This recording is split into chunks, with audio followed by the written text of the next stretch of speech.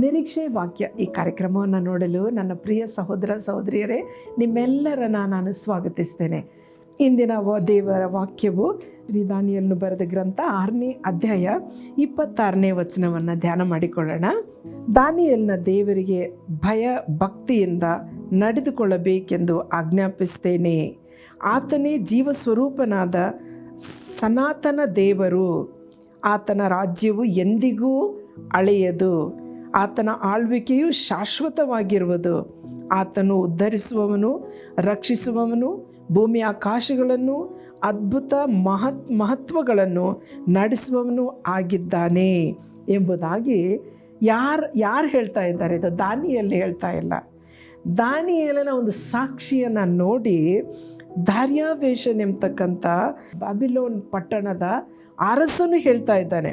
ಇಲ್ಲಿ ದಾರ್ಯಾವೇಶನೆಂಬತಕ್ಕಂಥ ಆತನು ಒಂದು ಪ್ರತಿಮೆಯನ್ನು ಮಾಡಿ ಆಮೇಲೆ ಅದರ ಮುಂದೆ ಎಲ್ಲರೂ ಅಡ್ಡ ಬೀಳಬೇಕು, ಇಲ್ಲ ಅಂತಂದರೆ ಅವರಿಗೆ ಸಿಂಹದ ಗವಿಯಲ್ಲಿ ಹಾಕ್ತಾರೆ ಅಂತ ಹೇಳಿದಾಗ ದಾನಿಯೇಲನು ಯಥಾ ಪ್ರಕಾರ ಆತನು ತನ್ನ ಒಂದು ತಂದೆಯಾದ ದೇವರ ಮೇಲೆ ಇಟ್ಟಿರುವಂಥ ನಂಬಿಕೆ ಕಳ್ಕೊಳ್ಳಿಲ್ಲ. ಸಾಯೋದಕ್ಕೆ ರೆಡಿಯಾಗಿದ್ದಾನೆ, ಸಿಂಹದ ಗವಿಯಲ್ಲಿ ಬೀಳೋದಕ್ಕೆ ರೆಡಿಯಾಗಿದ್ದಾನೆ, ಆದರೆ ದೇವರನ್ನು ಬಿಟ್ಕೊಳ್ಳೋಕ್ಕೆ ರೆಡಿ ಇಲ್ಲ.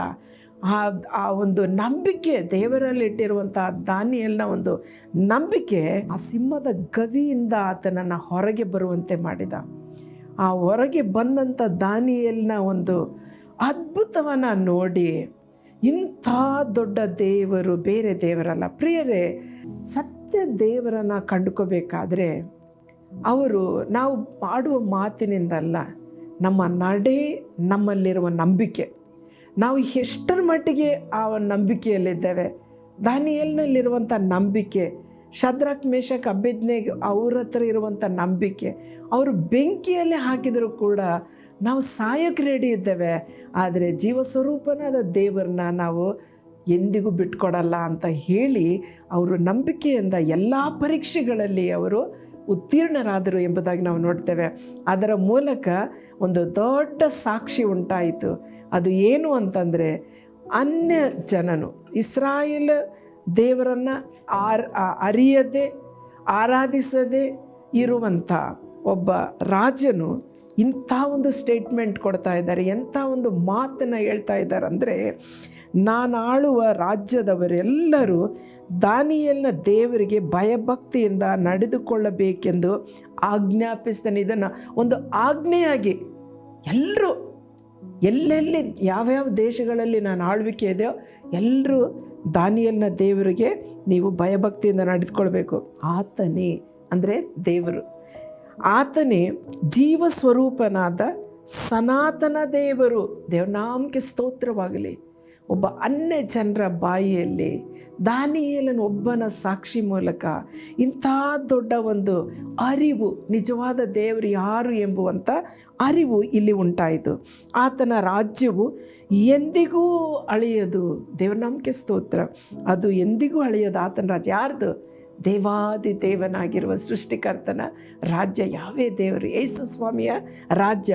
ಆತನ ಆಳ್ವಿಕೆಯು ಶಾಶ್ವತವಾಗಿರುವುದು ಅಂತ ಹೇಳಿ ಈ ದಾರ್ಯಾವೇಶ ರಾಜ ಇದನ್ನು ಹೇಳ್ತಾ ಇದ್ದಾನೆ. ಆಮೇಲೆ ಆತನು ಉದ್ಧರಿಸುವವನು, ರಕ್ಷಿಸುವವನು, ಭೂಮಿ ಆಕಾಶಗಳನ್ನು ಅದ್ಭುತ ಮಹತ್ವಗಳನ್ನು ನಡೆಸುವವನು ಆಗಿದ್ದಾನೆ. ದೇವ್ರ ನಾಮಕ್ಕೆ ಸ್ತೋತ್ರ. ಇಂಥ ಒಂದು ಸಾಕ್ಷಿ ನನ್ನ ಮತ್ತು ನಿಮ್ಮ ಜೀವನದಲ್ಲಿದೆಯಾ? ಧೈರ್ಯವಾಗಿ ಹೇಳ್ತೇವೆ ನಾವು ಯಾರಿಗಾದರೂ? ನಮ್ಮನ್ನು ನೋಡಿ ಬೇರೆಯವ್ರು ತಿಳ್ಕೊಬೋದ, ಓ ಇವರ ದೇವರು ದೊಡ್ಡ ದೇವರು ಅಂತ ಏನಾದರೂ ಸಾಕ್ಷಿ ಇದೆಯಾ? ಪ್ರಿಯರೇ, ದಾನಿಯೇಲನ ಜೀವನ ಒಂದು ದೊಡ್ಡ ಸಾಕ್ಷಿಯಾಗಿದೆ, ಒಂದು ಮಾದರಿಯಾಗಿದೆ. ಮತ್ತು ಆತನ ಮೂಲಕ ಇಡೀ ದೇಶವೇ ಈ ದೇವರನ್ನು ಕಂಡುಕೊಳ್ಳುವಂಥ ಒಂದು ಅವಕಾಶ ಸಿಕ್ಕಿತು. ಆದ ಕಾರಣ ನಾವು ಪ್ರಾರ್ಥನೆ ಮಾಡೋಣ, ದೇವರೇ ನಮಗೆ ನಂಬಿಕೆಯಲ್ಲಿ ದೃಢವಾಗಿರುವಂತೆ ದಾನಿಯೇಲನಲ್ಲಿರುವಂಥ ನಂಬಿಕೆ ನಮಗೆ ಕೊಡು ಸ್ವಾಮಿ. ದಾನಿಯೇಲನಲ್ಲಿರುವಂಥ ಆ ದೇವರಲ್ಲಿರುವಂಥ ಪ್ರೀತಿ, ಭಕ್ತಿ, ವಿಶ್ವಾಸ ನಮ್ಮಲ್ಲಿ ಕೊಡು ಸ್ವಾಮಿ. ನಾವು ಕೂಡ ಅದೇ ರೀತಿಯಲ್ಲಿ ಬೆಂಕಿಯಲ್ಲಿ ಹಾಕಿದರೂ ಭಯ ಇಲ್ಲದೆ, ಸಿಂಹದ ಗವಿಯಲ್ಲಿ ಹಾಕಿದರೂ ಭಯವಿಲ್ಲದೆ, ನಮ್ಮನ್ನು ಸುಟ್ಟು ಹಾಕಿದರೂ ಭಯವಿಲ್ಲದೆ ಆ ದೇವರನ್ನ ಜೊತೆ ಹಿಡ್ಕೊಂಡು ನಾವು ನಡೆಯೋಣ. ಯಾಕೆಂದರೆ ನಿತ್ಯ ಜೀವ ನಮಗೆ ಶಾಶ್ವತವಾದದ್ದು. ಪ್ರಾರ್ಥನೆ ಮಾಡೋಣ.